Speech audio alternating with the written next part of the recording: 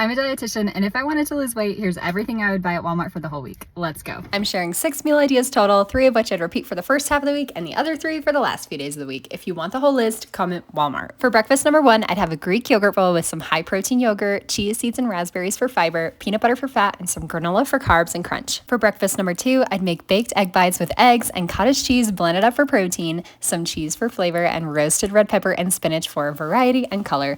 For main dish number 1, I'd make my easy honey garlic chicken recipe with chicken thighs that I'd saute with fresh garlic and a little olive oil, and top with a quick sweet and spicy sauce made out of honey, soy sauce or soy aminos, sriracha, and cornstarch to thicken it up.